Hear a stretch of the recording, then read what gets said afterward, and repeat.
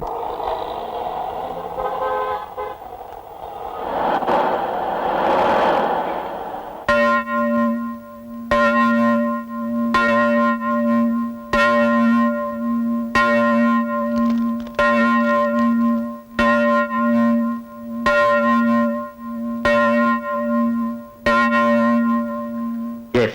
can proceed.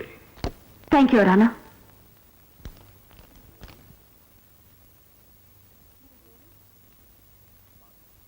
మీ పేరు? మాధవ్. వృత్తి? Doctor. మీ తండ్రి గారు ఏం చేస్తుంటారా? చెప్పండి మిస్టర్ మాధవ్, మీ తండ్రి గారు ఏం చేస్తుంటారా? ఆయన లేరు. ఏమయ్యారు? చాలా కాలం క్రితం మరణించారు. తల్లి గారు? ఆమె కూడా చనిపోయారు. ఎప్పుడు? నా చెల్లెలను ప్రసవిస్తుండగా మరణించారు. మీకు తోడబుట్టిన వాళ్ళు ఎంతమంది ఉన్నారు? Objection your honour. ఈ కేసుకు అనవసరమైన ప్రశ్నలు అడిగి కావాలని కాలాన్ని వృధా చేస్తున్నారు ప్రాసిక్యూటర్ గారు. Objection over ruled. You can proceed. Thank you your honour. తోడబుట్టిన వాళ్ళు ఎంతమంది ఉన్నారు? అన్నదమ్ములు, అక్క చెల్లెళ్ళు? నాకున్నది ఒకే ఒక చెల్లెలు. That's all your honour. ముద్దాయి డాక్టర్ మాధవ్కి ఒకే ఒక్క చెల్లెలు మాత్రం ఉందని ఎస్టాబ్లిష్ చేయడానికి నేను ఈ ప్రశ్నలన్నీ వేశాను. అంతేగాని గౌరవనీయులైన డిఫెన్స్ లాయర్ గారు అనుకున్నట్టు కాలాన్ని వృధా చేయాలని కాదు, కాలక్షేపానికి కాదు. మార్చి 15వ తారీఖు ఉదయం 11:30 గంటలకు డాక్టర్ రాజశేఖర్ యాక్సిడెంట్ లో చనిపోయారన్నది prosecution case. It has been already proved by the post mortem report and doctor certificate.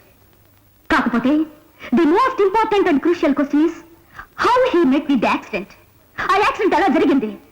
Police record లో ఉన్నట్టు కారు బ్రేకులు ఫెయిల్ కావడం వల్ల కాదు, కావాలని ఒక పథకం ప్రకారం కారు బ్రేకులు ఫెయిల్ చేయడం వల్ల. ఆ దారుణానికి పాల్పడ్డ వ్యక్తి ఈ డాక్టర్ మాధవ్.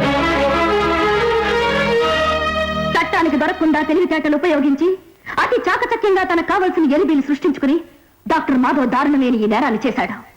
మానవత్వం మర్చిపోయి ముద్ద ఇంత ఘోరం చేయడానికి కారణం పై చదువులకు విదేశాలకు వెళ్లాలనే తాపత్రయమే. After all, he killed him for a foreign degree. This is a pre-planned, cold-blooded murder due to professional jealousy. ఇతను చేసింది ఒక హత్య కాదు, 2 హత్యలు. కష్టంలో సుఖంలో తోడుగా ఉన్న ఆత్మీయుడైన స్నేహితుల్ని హత్య చేయడమే కాకుండా తను తోడబుట్టిన చెల్లెలు తాళి తెంచి ఆమె పచ్చటి జీవితాన్ని మోడు చేసి ఆమెను కూడా హత్య చేసిన హంతకుడి Madhav. I object your honour. న్యాయశాస్త్రం పుట్టిన దగ్గర నుంచి నేటి వరకు న్యాయమూర్తులు తీర్పు ఇవ్వడం విన్నాం గాని వాదించే లాయర్ జడ్జిమెంట్ ఇవ్వడం ఇదే మొదటిసారిగా వింటున్నాం.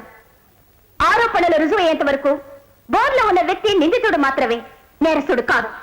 ఎమోషన్ కొంచెం తగ్గించుకోమని, ఈ కోర్ట్ రూమ్ డీసెన్సీని మెయింటైన్ చేయమని మీ ద్వారా నా లాయర్ ఫ్రెండ్ కి విన్నవించుకుంటున్నాను. No your honour.